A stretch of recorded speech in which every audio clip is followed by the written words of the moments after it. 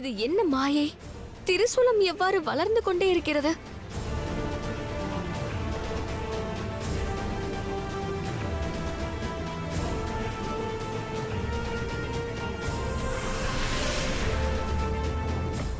இது மாயை அல்ல, மகாதேவரின் சக்தி.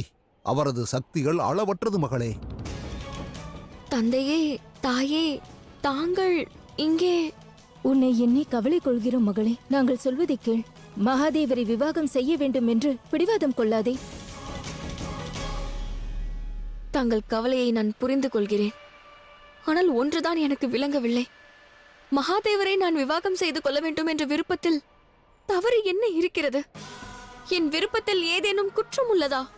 ஏனென்றால் எண்ணத்தில் எந்த தவறும் இல்லாத பொழுது அதை நிறைவேற்றுவதில் ஏன் இத்தனை தடைகள்? போதும், நிறுத்து கன்னியாகுமரி. இவ்வாறு விவாதம் செய்ய வேண்டாம். எங்களுடன் இல்லம் திரும்பு. உன்னுடைய பிடிவாதம் தவறானது. சிவன் மீது நான் கொண்டிருக்கும் காதல் தவறல்ல மகளே. காதல் தவறல்ல, ஆனால் பிடிவாதம் தவறு. அதிலும் மகாதேவர் பார்வதியின் கணவராவார், ஆதிசக்திக்குடையவர். அது மட்டுமல்ல மகளே, நீ எங்களுக்கு ஆதிசக்தி தந்த வரம் ஆவாய். இந்நிலையில் நீ செய்வது தவறு. ஆகையால் உன் பிடிவாதத்தை துறந்து விடு. மகாதேவரை தாங்களும் நம்புகிறீர்கள், நானும் நம்புகிறேன்.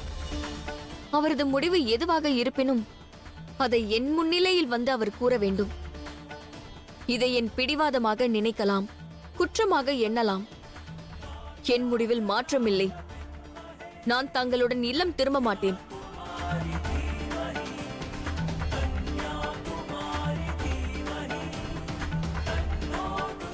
மகளே, மகளே, மகளே, நீ எங்க செல்கிறாய்? இந்த ஆயுதம் என் நம்பிக்கை மற்றும் சிவனின் சக்தியால் உருவானது. இதில் சிவசக்தியின் மைந்தன் கார்த்திகேயனின் சக்தியும் உள்ளது. அந்த சக்தியை நான் திரும்ப தர வேண்டும்.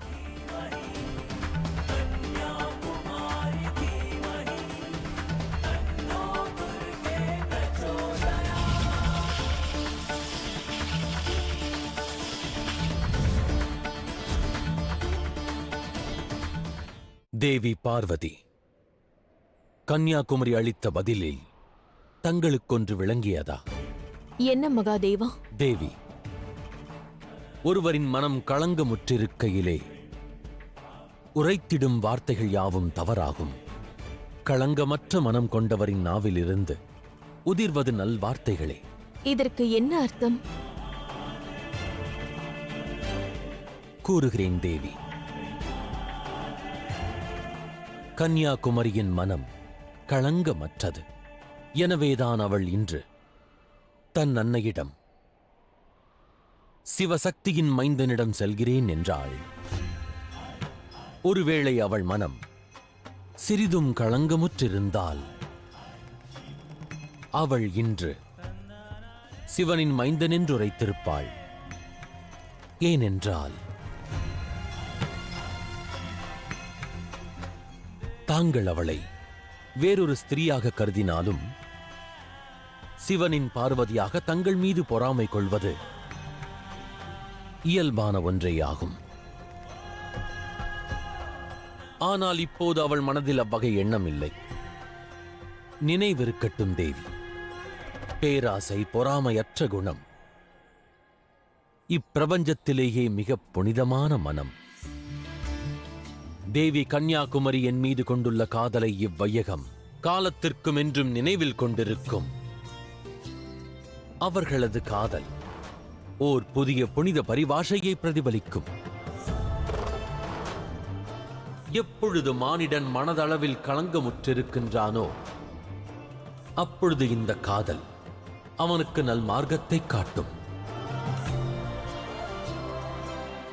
ஆனால் எவ்வாறு மகாதேவா? அதையும் எடுத்துரையுங்கள். நிச்சயமாக, நிச்சயம் எடுத்துரைப்பேன்.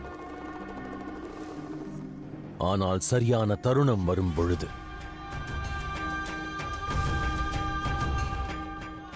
ஆனால் அதற்கு முன்பாக சிம்பராசுரனும் இந்த திரிசூலமும் இன்னும் எதுவரை உயரும்?